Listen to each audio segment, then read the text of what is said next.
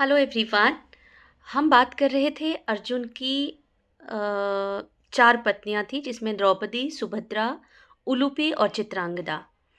तो last video में हमने अर्जुन और उलूपी की कहानी सुनी थी। इस बार चलिए आपको सुनाती हूँ अर्जुन और चित्रांगदा के विवाह की कहानी। जब अर्जुन युधिष्ठिर की आज्ञा अनुसार जब आगे मैत्री करने के लिए अनेक राज्यों में भ्रमण कर रहे थे, तो जब वो नागलोक पहुंचे थे तो वो नागलोक नागवासियों से, नागवंशियों से उन्होंने मित्रता की और वहां उलूपी से शादी की। इसके बाद जब वो वहां से निकलकर आगे बढ़े और मणिपुर राज्य में पहुंचे, तो वहां जाकर के जो वहां के राजा थे चित्रवाहन, उनकी बेटी चित्रांगदा से उनकी शादी हुई और इस तरह से उनमें मैत्री संबंध स्थापित हुए। चित्रांगदा से जो अर्जुन को पुत्र हुआ था उसका नाम था बब्रुवाहन। तो जब अर्जुन चित्रांगदा और अपने पुत्र को वहीं छोड़कर आगे बढ़ गए और फिर आगे महाभारत के युद्ध में रहे। उसके बाद जब महाभारत का युद्ध समाप्त हुआ और महाराज युधिष्ठिर ने अश्वमेध यज्ञ करवाया, तो प्राचीन काल में जब भी कोई राजा अश्वमेध यज्ञ करवाता था और वो उस यज्ञ को पूरा होने के बाद एक अश्व को यानी घोड़े को अपने राज्य से बाहर छोड़ दिया जाता था और कोई भी उस अश्व को रोकने की कोशिश नहीं करता था। अगर किसी ने उस अश्व को, उस घोड़े को रोकने की कोशिश की, तो उसे उस राजा के साथ युद्ध करना होता था। और वो घोड़ा जितनी जगह भी जिस जिस राज्य से होकर गुजरता था, वो राज्य अश्वमेध यज्ञ करने वाले राजा के अधीन हो जाता था।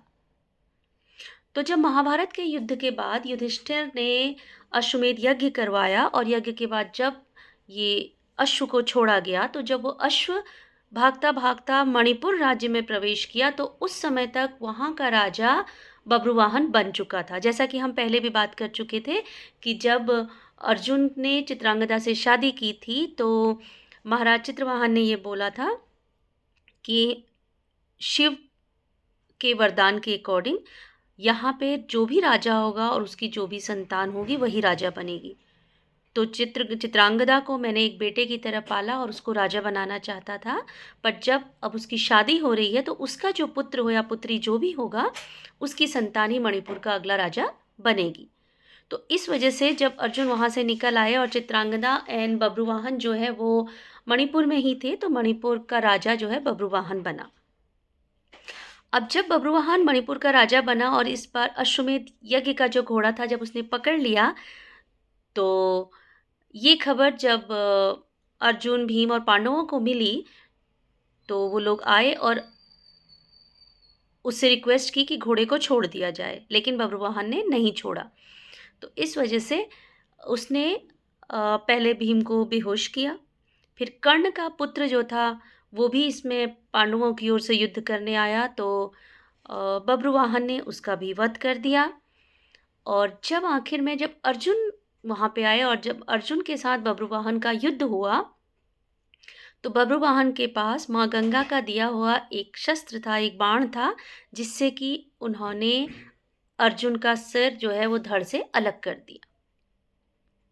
और ये बात जब उन्होंने अपनी माँ चित्रांगदा को बताई, तो चित्रांगदा भागी भागी से आई। उन्होंने देखा और अर्जुन को देखते ही वो विलाप करने लगी। तब उन्होंने अपने पुत्र बब्रुवाहन को बताया कि ये जो हैं जिन्हें उसने मारा है, जिनका सिर अलग किया है धड़ से, वो और कोई नहीं बल्कि उसके पिता हैं। तो ये सब देख करके बब्रुवाहन को बहुत पश्चाताप हुआ और वो खुद आत्मदाह करने की कोशिश करने लगे। तब श्री कृष्ण ने आके उनको रोका और श्री कृष्ण के मार्गदर्शन से बब्रुवाहन नागलोक गए, वहाँ से नागमणि लेकर के आए और उस नागमणि से वापस से अर्जुन का जो शीश था वो उनके धड़ से जोड़ दिया गया और अर्जुन पुनर्जीवित हो गए।